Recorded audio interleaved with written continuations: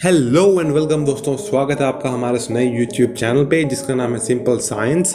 और आज हम बात करने वाले हैं एक बहुत ही इंटरेस्टिंग टॉपिक के ऊपर कि क्या कंक्रीट बिल्डिंग्स खुद से खुद को रिपेयर कर सकती हैं या नहीं।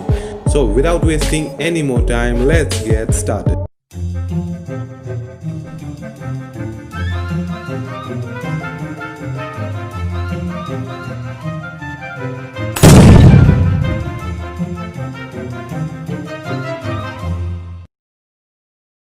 ये जानने के लिए पहले हमें ये जानना पड़ेगा कि कंक्रीट बनता कैसे है, क्योंकि यही तो बेसिक है।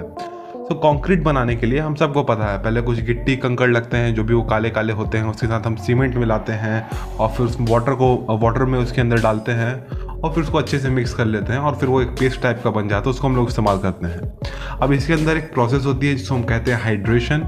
अब इस हाइड्रेशन प्रोसेस के अंदर जो वाटर है वो सीमेंट के साथ रिएक्ट करता है और धीरे धीरे सीमेंट को हार्ड करते जाता है और इसी हार्डेंड सीमेंट से हम अपने पिलर्स बनाते हैं और फिर इन टर्म्स अपने घर ऑफिस जो भी बनाते हैं। सो फ्रेंड्स, घर बन गया। अब हमें यहाँ पे प्रॉब्लम क्या आ रही है? वेल फ्रेंड्स, प्रॉब्लम ये है कि कुछ सालों बाद, जैसे फॉर एग्जांपल 30-40 साल बाद, जो हमारा घर है वो स्टेशनरी है, एक ही जगह पे है। अब यहाँ पे वेदर्स चेंज हो रहे हैं, कभी सर्दी का मौसम, कभी गर्मी का मौसम। अभी जो चेंज इन वेदर है इसमें चीज़ें एक्सपांड या फिर श्रिंक करती हैं।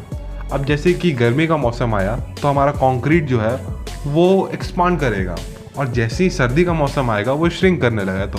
तो इसके कारण जो बॉन्ड्स हैं उनके बीच के मॉलिक्यूल्स के वो ख़राब होने लगते हैं और फिर इससे छोटे छोटे क्रैक्स हमारे प्रोड्यूस हो जाते हैं। श्रिंकिंग और एक्सपांशन के जो साइकिल के अंदर है उसके अंदर वेदरिंग जिसको हम कहते हैं। अब इसके जो छोटे क्रैक्स हैं, अगर इनके ऊपर हम कुछ हेवी ऑब्जेक्ट डाल दें, जैसे कि फॉर सपोज 1 टन या फिर उससे कुछ मतलब थोड़ा ज़्यादा वजन डाल दें जितना वो जनरली रखता है, तो जो छोटे क्रैक्स हैं वो बड़े क्रैक्स में कन्वर्ट होते हैं और फिर इन टर्म्स वो हमारी पूरी बिल्डिंग रहने लायक नहीं बच जाती है, या फिर जो भी हमने कोई कंस्ट्रक्शन की थी। तो इससे बचने के लिए हमारे पास कुछ मतलब बहुत सारे मेथड्स हैं, हमने बहुत सारे ढूंढ लिए हैं, लेकिन अभी इस वीडियो में हम जो बात करने वाले हैं वो सिर्फ टॉप 3 मेथड्स के बारे में बात करने वाले हैं। तो हमारा जो थर्ड मेथड है, इसके अंदर हम सिर्फ उस क्रैक्ड सीमेंट के अंदर बस पानी भर देते हैं। पानी भरने का इन द सेंस, हमारे सीमेंट का फॉर्मूला होता है CaO, कैल्शियम ऑक्साइड। उसके अंदर हम डालते हैं H2O, वाटर।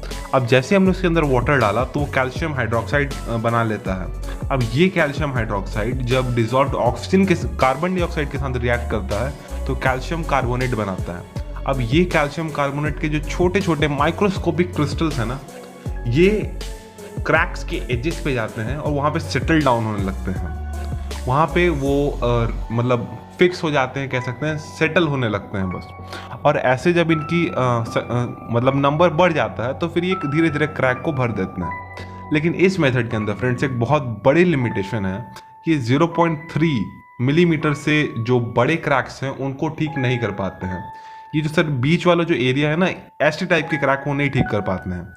सो इसके अलावा अब हमें लगता है कोई और मेथड की तरफ बढ़ना चाहिए। अब सेकंड मेथड है super absorbent polymers, in short SAP. अब इस मेथड के अंदर हम क्या करते हैं, सीमेंट को बनाते समय ही, देखिए पिछले वाली मेथड में सीमेंट नॉर्मल बनता था, सिर्फ हम लोग पानी ऊपर से डालते थे।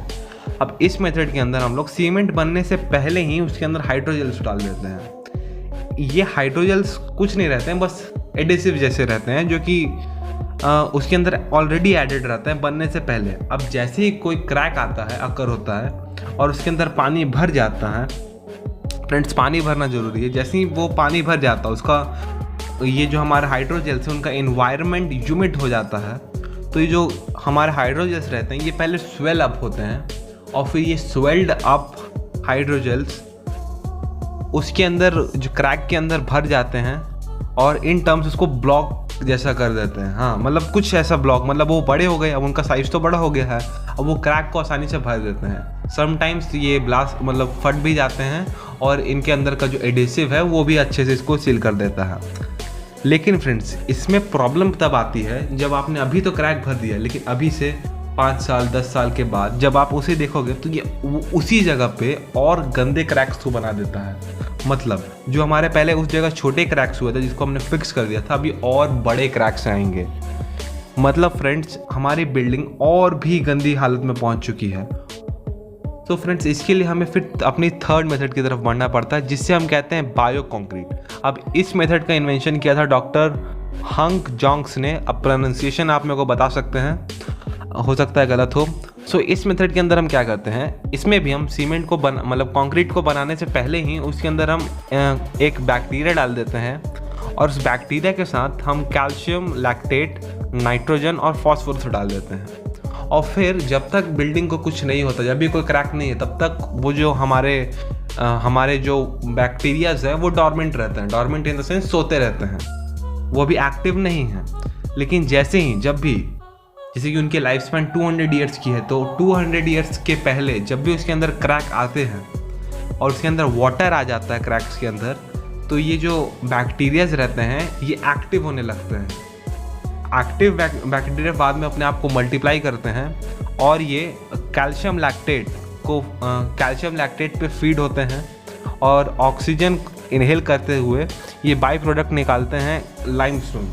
अब ये लाइमस्टोन जैसे कि हम सब जानते हैं ये पहले इस्तेमाल भी होता था बिल्डिंग्स में। तब ये लाइमस्टोन जो है, ये लाइमस्टोन उस क्रैक्स के बीच में भरने लगता है, और ये भरने के बाद वो जो हमारा क्रैक था उसको एक अच्छी तरीके से सील कर देता है। लेकिन फ्रेंड्स इसमें एक बहुत बड़ी लिमिटेशन किया जाती है कि ये जो टेक्नोलॉजी है ये अभी बहुत ज़्यादा नई है, और जो भी नई टेक्नोलॉजीज होती हैं वो इनिशियली बहुत थोड़ी कॉस्टलियर होती हैं। जैसे कि सोलर पैनल्स, फ़ोन्स भी पहले जब आए थे तो कॉस्टली थे, तो मतलब हर चीज़ जो नई रहती है वो कॉस्टली रहती है। लेकिन ये धीरे धीरे वक्त के साथ सस्ती होगी, और जैसे जैसे चीज़ें सस्ती होते जाएंगी हम इन्हें इस्तेमाल करना चालू करते रहेंगे।